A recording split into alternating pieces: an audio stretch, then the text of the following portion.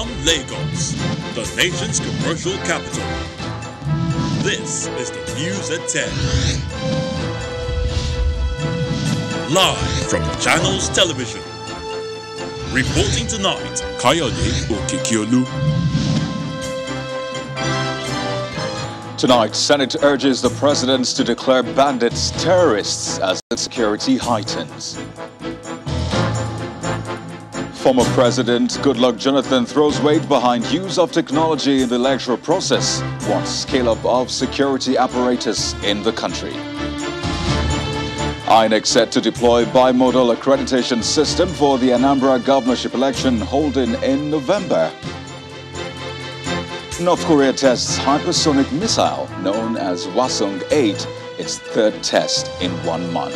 Plus more international news from our London studio. On business news tonight, National Oil Company, Nigerian National Petroleum Corporation Limited completes process for incorporation at the Corporate Affairs Commission.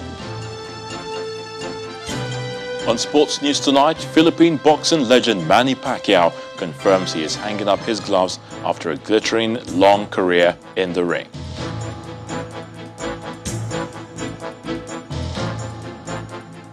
And from the nation's capital, Economic and Financial Crimes Commission launches 5-year strategic plan aimed at improving its performance in the areas of crime prevention, recovery and management of proceeds of crime.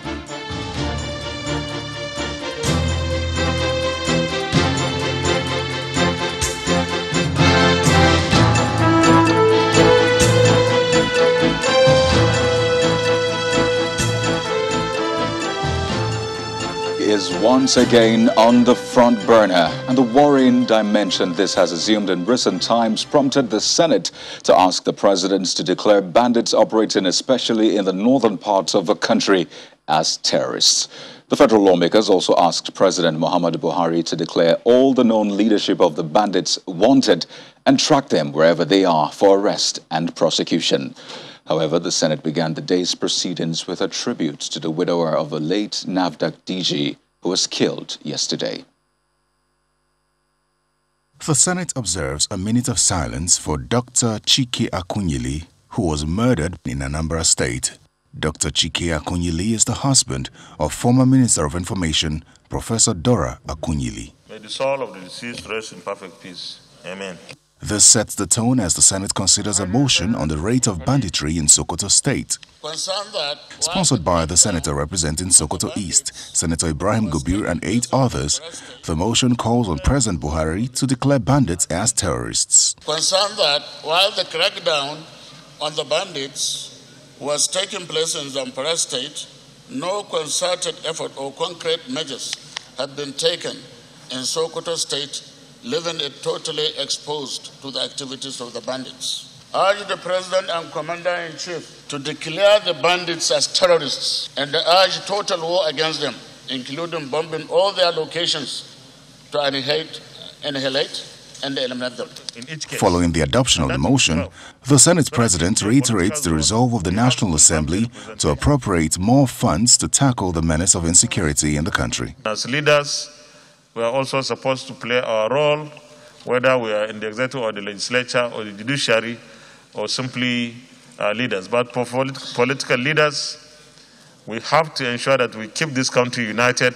We provide an equitable, very fair environment for every Nigerian to feel safe, to feel secured, and of course pursue his or her legal life in a way and manner that there is no encumbrance or harassment in any part of the country. The Senate also considers the request by President Muhammadu Buhari to amend the Petroleum Industry Act to reflect a balanced geographical representation in the nation's oil and gas sector. That this amendment bill will provide a sense of participation and inclusion to almost every section of the country in the decision-making of strategic institutions that manage the oil industry. The enactment of this amendment will allow the increase on number of non-executive directors from 2 to 6. That is one person from each of the nation's 6 geopolitical zones. The bill is referred to the joint committees on upstream and downstream for further legislative action. The panel is expected to report back in 4 weeks. Former President Dr. Goodluck Jonathan has made a case for maximum deployment of information and communications technology solutions in the country's electoral process, urging the National Assembly to do all it can to make it possible.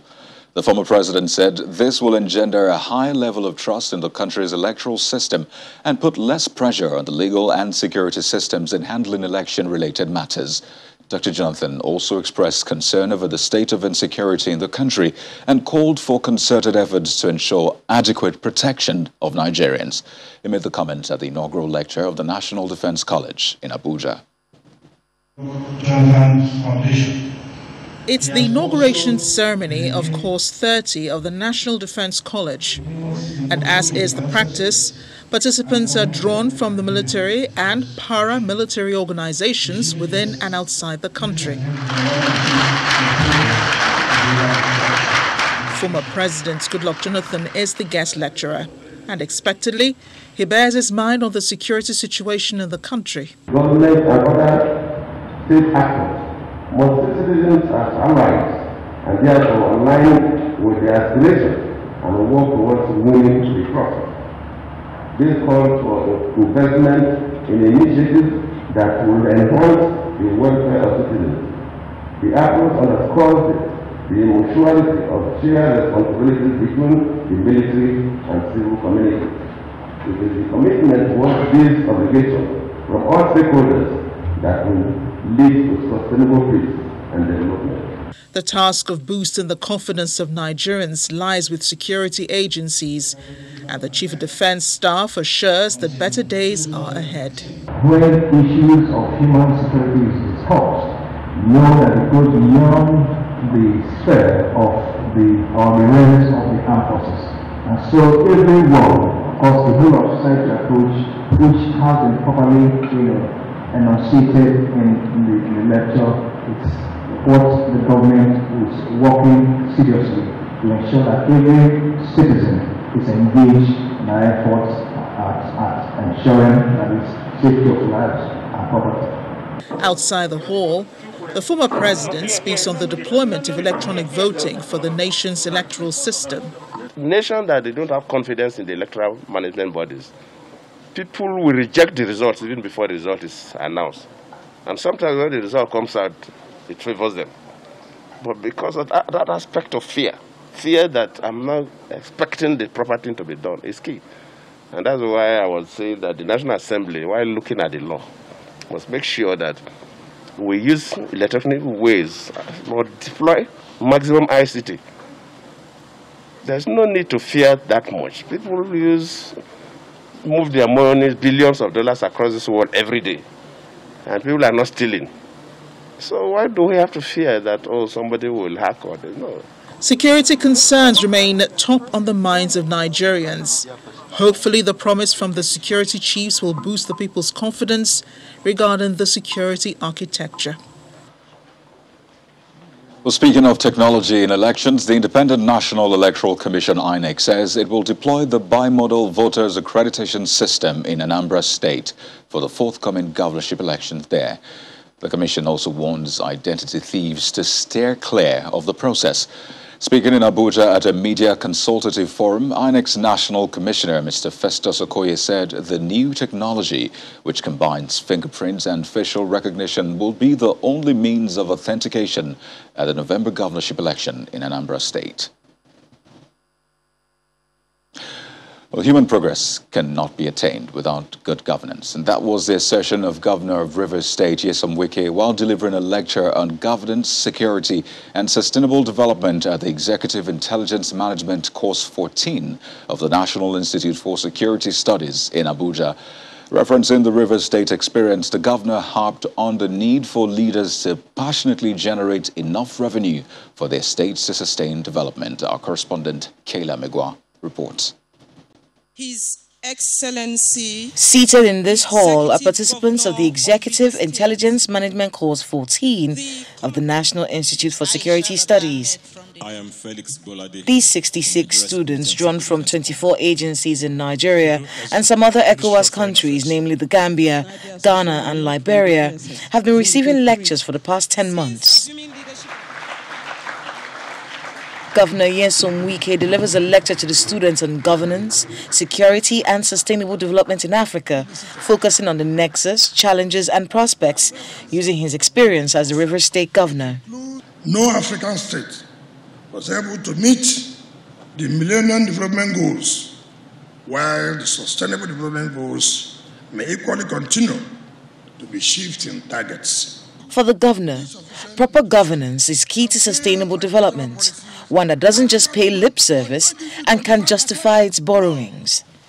If the borrowing can be translated to what you can see, then you can say, well, it has changed our environment. Our living conditions have improved. We have quality education. We have good healthcare system. No doctors on strike every week, every day, every month. So what's the essence of borrowing? When you cannot take care of the healthcare system. He gives knocks to state governors who rely on monthly federal allocations. No state is poor in this country. No state is poor. It is this overdependence on federal government. At the end of every month, they send the Accountant General Commissioner of Finance for FAC. Nobody wants to sit down and think. Look at your environment. Look at the environment. Look at the opportunities that are bound. And build the enabling law that will make you to survive. The governor also accuses the federal government of not practicing true federalism, especially in tackling insecurity. Only a determined, committed government with right policy measures can solve this. Not a government of promises. The students are from the rank of deputy director and above, or its equivalent in the armed forces. They are drawn from the military, intelligence, security, paramilitary, law enforcement, regulatory, and other federal government strategic agencies. Governor Wike tells them it would be a shame if all they're taught during this 10-month course are ignored by the agencies they represent. Kayla Magwa, Channels Television News. And in the wake of the series of violent attacks in Anambra State in the past week, Governor Willie Obiano has ordered a beef-up of security in the state. As seen on your screen, the State Police Commissioner is leading a team through the state to areas described as flashpoints, especially the scene of the latest attack that led to the killing of Dr. Chike Akoili, widower of former Director General of NAFDAC and Minister of Information, late Dora Akoili. After the tour, the Police Commissioner proceeded to the government lodge to present findings to Governor Obiano, who warns those behind the attacks to leave the state or pay the ultimate price. Since last weekend, some armed persons have unleashed terror with sporadic attacks on innocent citizens in various parts of the state. From the briefings I have received from security commanders, officers of some political parties and branded campaign vehicles and individuals occupying them have been attacked with killings and burning of vehicles observed. Other innocent road users have become victims of this menace, with many losing their lives and others their properties. Between Sunday 26 and yesterday 28 September 2021, attacks on citizens at Oko, Agolo, Obosi, Mpo, Nobi, Newi, and other places have left about 10 people dead, including an illustrious son of this state, Dr. Chike Akoili, husband of the late Dora Akoili, who was reportedly gunned down yesterday around Mpo. These are our own people dying every day, and for what reason? In the Anambra, these attacks and accompanying deaths cannot be justified and must stop now. Meanwhile, the candidate of the Labour Party for the November 6th governorship election in the state, Mr. Obiora Agbasimalo, has reportedly been kidnapped. It was gathered that the 40-year-old banker was abducted by armed men on Tuesday, barely 3 days after his campaign rally in his hometown, Nnewi. Though the police is yet to make any statement on the incident, sources say the abductors are demanding 100 million naira ransom for his release. In part two, after the break, Federal High Court in Abuja bars the EFCC from retrial of Senator Orji Uzor Kalu for alleged 7.1 billion naira fraud. Join us again.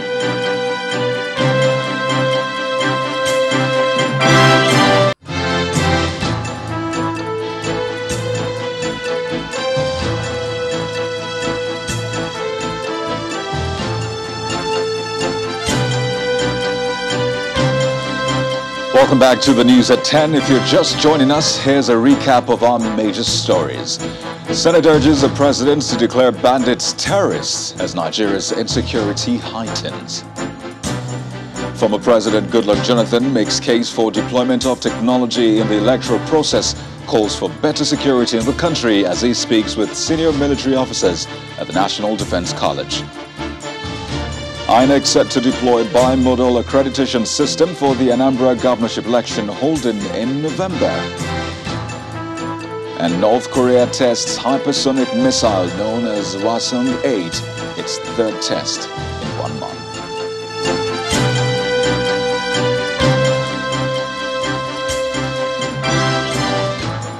The Federal High Court sitting in Abuja has barred the federal government from retrying the former governor of Abia State, Orji Uzor Kalu, on the 7.1 billion naira money laundering charge, which the EFCC earlier brought up against him. A judgment delivered by Justice Nyageko held that the Supreme Court did not, in the verdict it gave on May the 8th, 2020, order the retrial of either Mr. Kalu or his firm, Slop Nigeria Limited. Justice Eko held that the Supreme Court only ordered the retrial of former Director of Finance in Abia State, Mr. Jones Ideogu, who was the appellant before it.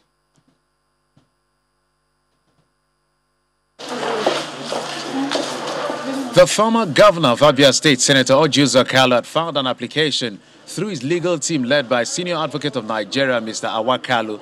His argument is that allowing the EFCC to try the Senate Chief Whip afresh on the same charge and same facts upon which he was earlier convicted and sentenced on December 5, 2019 would amount to double jeopardy.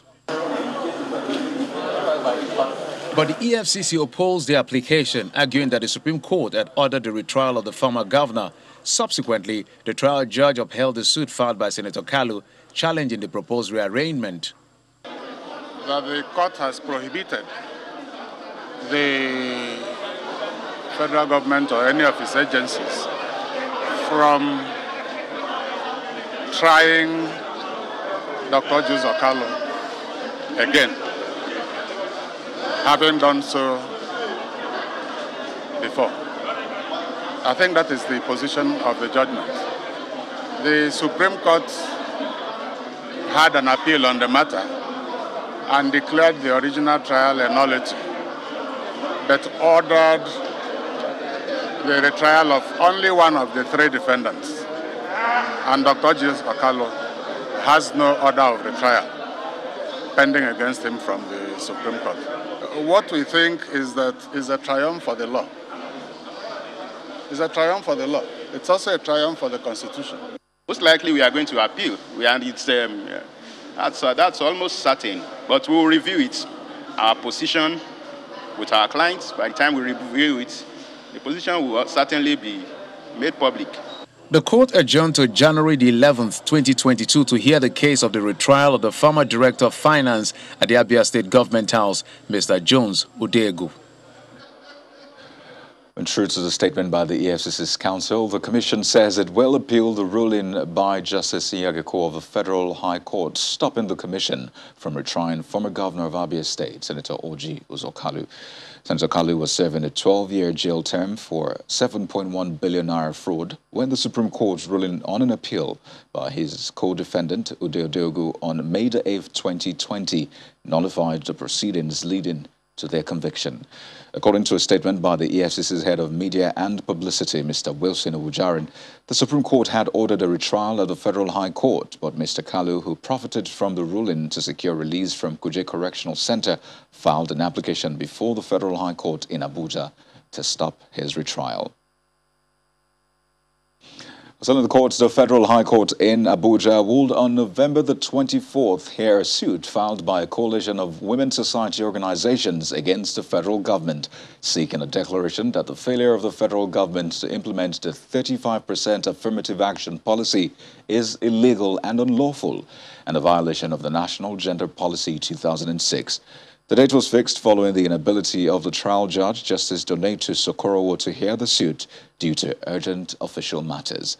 All parties involved in the matter were present in court, as the women organizations are also seeking an injunction restraining the federal government from further exercising a statutory power of appointment violating the 35% affirmative action policy. Let's now cross over to our Abuja studio for more stories with Terry Ikumi. Terry. Kayode, welcome. The Economic and Financial Crimes Commission, EFCC, has unveiled its strategic plan for 2021 to 2025. The plan, designed in line with the National Anti-Corruption Strategy, is aimed at improving the Commission's performance in 5 critical areas. Speaking in Abuja at an event to launch the plan, the EFCC chairman, Abdulrasheed Bawa, said the Commission prioritizes prevention as a cheaper and more effective strategy against economic and financial crimes over enforcement. He said so much as well. The EFCC Strategic Plan 2021-2025 has been designed consistent with the pillars of the National Anti-Corruption Strategy, NACS, which runs from 2027 to 2021, which is anchored on 5 pillars of prevention, public engagement, ethical reorientation, enforcement and sanctions, recovery and management of proceeds of crime. Each of the pillars has a corresponding technical objective and activity designed to achieve the objective. However, the new EFCC Strategic Plan 2021 to 2025 aims to sustain the EFCC's commitment to continuous improvement on its way to attain its vision. The new plan has 5 strategic objectives of 1, to increase public engagement in the fight against economic and financial crimes, to improve systems and processes for the prevention of economic and financial crimes, to improve intelligence-driven investigation, prosecution and asset recovery, to improve law enforcement coordination and collaboration with relevant stakeholders, and to enhance institutional capacity and human capital development within the EFCC. We turn our attention to security once more, and in the aftermath of Tuesday's robbery in Iragbiji, the Osun State Police Command says it is re-strategizing to tackle the menace. The latest attack, which claimed lives of 2 police officers, came less than 5 weeks after a similar incident in the same local government on August the 5th. Iragbiji, the capital of Borikpe local government area, and hometown of Governor Isiaka Oyetola of Osun State.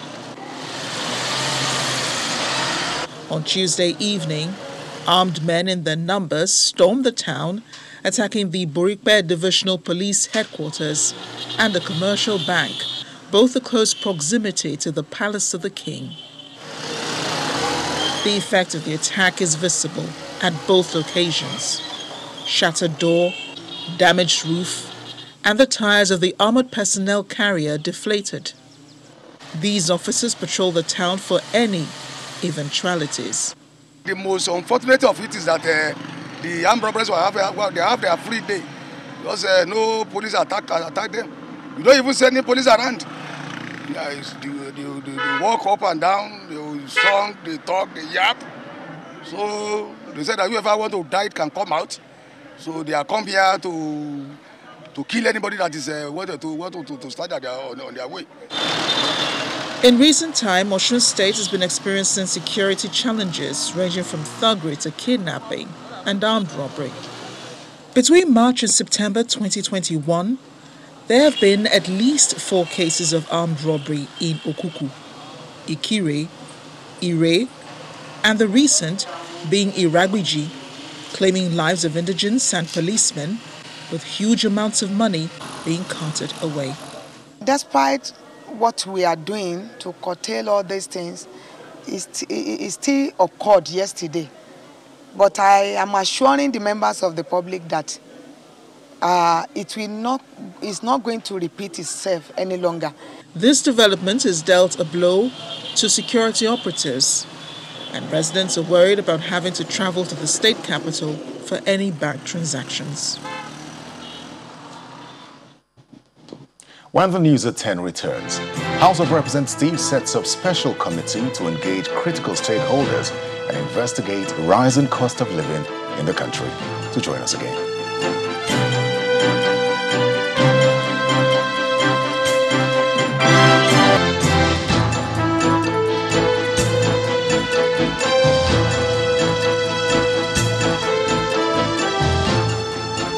Welcome back to the news at 10. The Kaduna State government says it is preparing to shut down telecommunication services in some parts of the state due to insecurity. Governor Nasir El-Rufai explained that the planned shutdown is because of the plan by security agencies to launch a massive attack on bandits taking refuge in some parts of the state. The governor said he has already written to the federal government on the shutdown, which he said has been approved by the president. He adds that the shutdown will not cover the entire state, but only local government areas bordering the troubled Zamfara and Katsina states, where military onslaught is ongoing, will be affected. Kaduna, like most states in the northwest zone, has been confronted by banditry and kidnapping, especially in Bereningwari, Giwa, Chikun, Igabi, Kajuru, Kachia, and Zaria local government areas. Now, ahead of the nation's 61st independence anniversary on Friday, the Inspector General of Police has given the assurance of maximum security. The police chief says in a statement that adequate security measures have been put in place to protect the citizens and ensure the success of all the activities lined up for the celebration. In line with that, Assistant Inspectors General of Police and Commissioners of Police in all the zonal and state commands and the FCT have been directed to ensure high visibility and confidence-boosting patrols around the venues of the celebrations, as well as other public places. The IGP urges citizens to go about the celebrations in a peaceful manner and cooperate with the police and other security agencies in fighting crime and criminality in the country. Meanwhile, the federal government has declared Friday, October the 1st, a public holiday for the celebrations. And that's all from the Federal Capital Territory. Let's go back to Lagos, where Kayode Okikiolu is standing by. Well, thank you, Terry. Against the backdrop of rising cost of living in the country, the House of Representatives has set up a special committee to organize an investigative hearing with all critical stakeholders to examine the trend. This follows a motion of urgent public importance by Representative Isiaka Ibrahim on the need to investigate the skyrocketing prices of commodities, goods and services across the country. The committee is to engage captains of industries, trade unions, boards of directors, Manufacturers Association of Nigeria and others on the way to drastically reduce the prices of goods and services. Some share news for fathers to be in the civil service. The Federal Executive Council has approved the right to 14-day paternity leave for male federal civil servants to allow them to bond with their infants. This was disclosed by the head of service of the Federation, Dr. Folashade Yemi, after the weekly virtual FEC meeting, presided over by Vice President Professor Yemi Oshibaju at the Presidential Villa, Abuja. Dr. Yemi further explains that fathers of adopted babies of less than 4 months will also enjoy this gesture.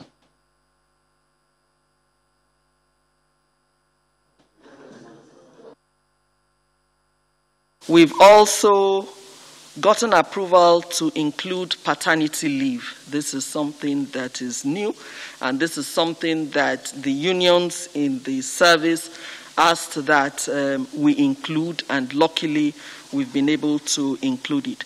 We've also been able to ensure that leave now is calculated based on working days, not on calendar days. That also has been approved. The man is entitled to paternity leave of about 14 days. So that is what has been approved for men, so that the men and their babies also can bond well together. It's important because we want the young children and the youth really to bond properly with their fathers, just as they bond well with their mothers. So this is a time that has been approved now for men to bond at the early stages, especially at the early stages of a child's life. That is when it's very important for this bonding to take place. Way to go. Very thoughtful indeed. Let's now join Anne Waldo for the latest business stories. Hello, Anne. Banking so easy, so simple. Dial *894# now to experience it. You first, First Bank.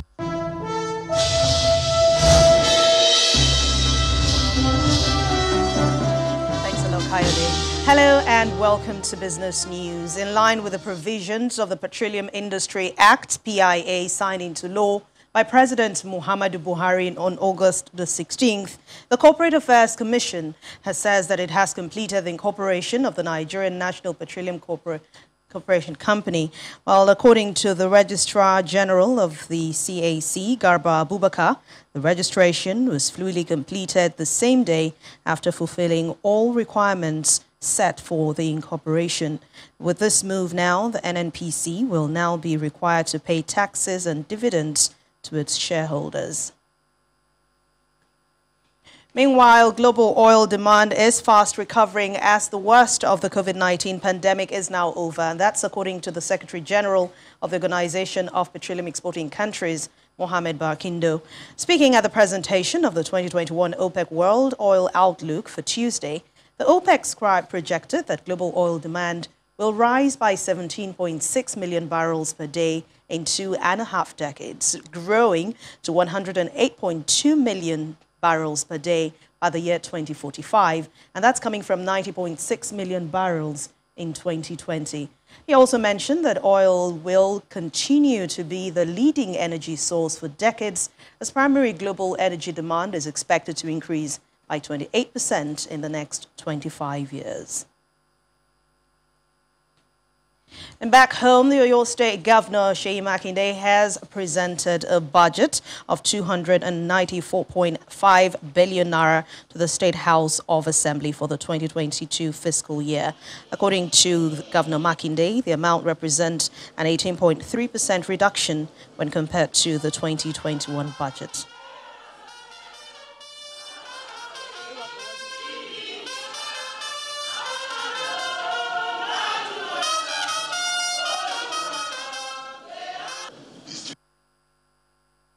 This is a budget of growth and opportunities.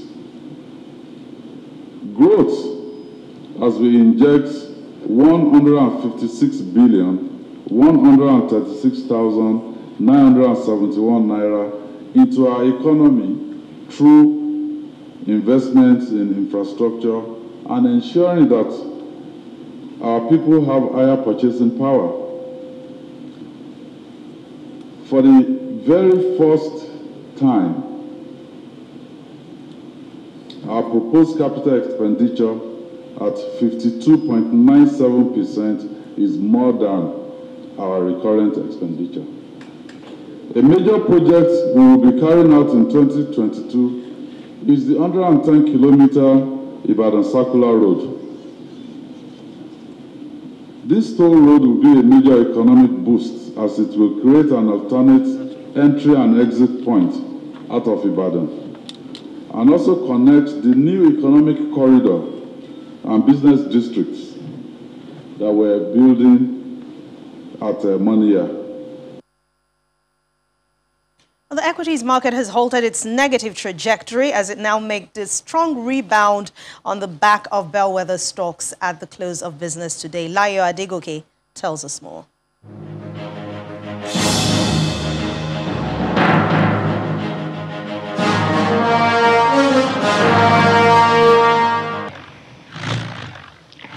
Well, finally, the bull makes a strong and much-awaited comeback to the equities market as the benchmark performance index and market capitalization both recorded an uptick of 1.89%. Now, this is something to talk about. A whopping 382 billion naira was added to the value of listed equities, and all thanks to the market giants Dangote Cement, First Bank and Nestle Nigeria. Well, let's take a look at the activity chart where over 4 billion naira worth of shares were traded, and this made up for the drop in the overall volume of transactions. Over to the sectors, the banking, consumer goods and industrial goods indexes recorded gains, while oil and gas and insurance indexes lost in today's trading session. Northern Nigeria flour mills topped the gainers chart, while Julius Berger led 14 losers. First Bank had a record trade of over 2 billion units of shares, followed not so closely by Nestle and Dangote Cement. This is definitely a midweek to remember in September. And that's it on the stock market report. I'm Layo Adegoke. It's back to you.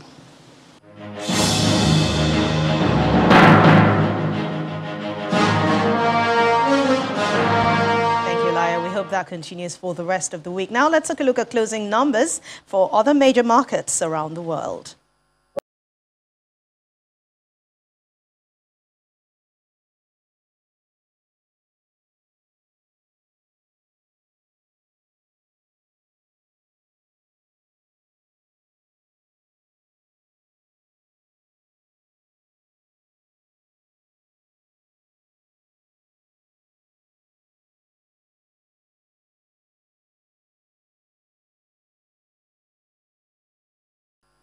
Thanks for watching Business News. The rest of the news at 10 continues now with Kayode. I'm Anne Nwawadu. Thanks for watching.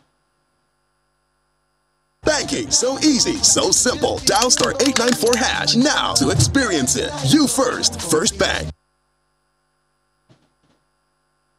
Thanks, Anne. Still ahead on the news at 10, North Korea tests hypersonic missile known as Hwasong-8. Its third test in 1 month. Stay with us.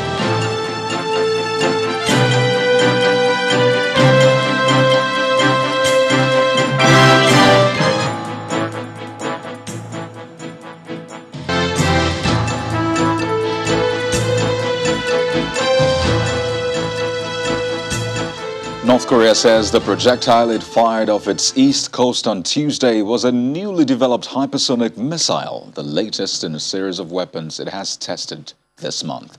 The missile was fired towards the sea off its east coast as Pyongyang called on the United States and South Korea to scrap what it called their double standards on weapons programs to restart diplomatic talks. Simon Pusey has more international news and around the world in 5. Good evening and welcome to the Channel Studios here in London with your international news around the world in 5. Japan's new leader says he will seek economic growth and the distribution of wealth after winning the race to lead Japan's ruling Liberal Democratic Party. Fumio Kishida is on course to become the next Prime Minister after succeeding Yoshide Suga, who decided to step down after just 1 year in office. His first mission as Prime Minister will be to lead the LDP to victory in an upcoming general election. The party's popularity fell after it pushed to host the Tokyo Olympics despite public opposition. Meanwhile, Tunisia's president has named Najla Boudin Romdane as Prime Minister, who has become the country's first female premier. Speaking in a video published online, Said said her appointment honoured Tunisian women and asked her to propose a cabinet in the coming hours or days. The little-known university engineer with World Bank experience will take office at a moment of crisis, with the democratic gains won in a 2011 revolution in doubt as a major threat looms to public finances. At least 30 inmates have been killed and dozens injured in a fight between rival gangs at a prison in the Ecuadorian port city of Guayaquil. A police commander said at least 5 inmates had been decapitated while others had been shot dead. Prisoners are also reported to have thrown grenades. The regional governor said it took 400 police officers to regain control of the jail, which houses prisoners with links to international drug gangs. Lava from an erupting volcano on Spain's La Palma Island has reached the Atlantic Ocean, raising fears of toxic gases being released and explosions. Clouds of white steam were seen rising as a red-hot current made contact with the water in the Playa Nueva area. This could trigger a chemical reaction which can irritate the skin and eyes and affect breathing. About 6,000 people have been evacuated as the lava engulfed houses and schools. A private rescue team in Thailand has released footage of saving dozens of people from strong currents in floodwaters. The Hook 31 private rescue team rescued 17 people who were stranded. At least 7 people have died and another is missing in the floods over the past week that have impacted almost 200,000 households in 30 provinces in the lower north and northeastern part of the country. Prime Minister Prayuth also visited Chaiyaphum province on Wednesday, ordering officials to help flood victims and promised that the government will work fast to drain floodwaters. Australia's most populated state has given ownership of the world's oldest tropical rainforest to a local indigenous group. The Daintree rainforest, listed as a World Heritage Site since 1988, has been growing for 180 million years and is famed for its rich biodiversity, but has come under sustained pressure from climate change and industries such as logging. 213 hectares of land to the traditional owners. The deal was signed by Queensland Environment Minister Megan Scanlon at a ceremony in Bloomfield. Boxing legend Manny Pacquiao has announced his retirement from the sport to focus on his political career. Boxing has always been my passion.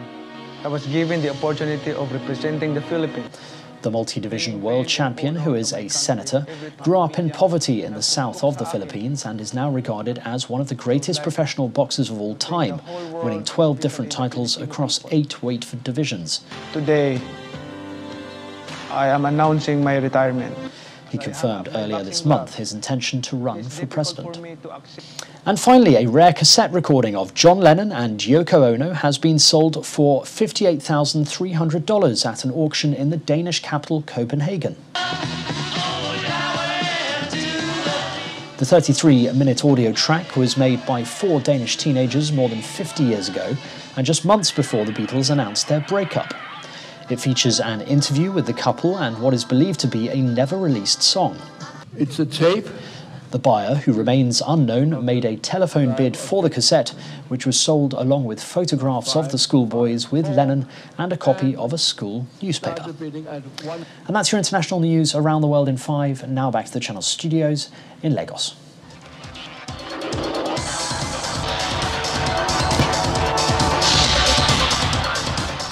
Time now for the sports news, and we start off in the UEFA Champions League. FC Barcelona suffered a second straight 3-0 defeat on the Champions League group stage as they were well beaten by Benfica in Lisbon. Ronald Koeman's men, who lost their opener to Bayern Munich, now desperately need 2 wins in their upcoming games to boost their hopes of getting out of Group E. Cristiano Ronaldo scored a 95th-minute winner as Manchester United came from behind to beat Villarreal at Old Trafford. Juventus beat Chelsea, the European champions, by a 1-0 in Turin. France Football magazine have confirmed football's prestigious Ballon d'Or will be awarded on November the 29th in Paris. The nominees for the awards, which include Men and Women's Player of the Year, Best Young Player and Best Goalkeeper, will be announced on October the 8th. A 6-time winner Lionel Messi and Megan Rapinoe won the awards the last time they were held in 2019. And Nigeria's mixed doubles curlers have left for Erzurum, Turkey for the inaugural pre-winter Olympic qualification event, which begins on October the 5th. Now, the pre-winter games will feature 16 mixed doubles teams, 10 women's teams and 17 men's teams competing for the last remaining places in December's Olympic qualification event in the Netherlands. Well, Nigeria are drawn in Group G alongside Brazil, Kazakhstan, Slovenia and Turkey. Well, that's a wrap on Sports News. It's back to you, Kayode.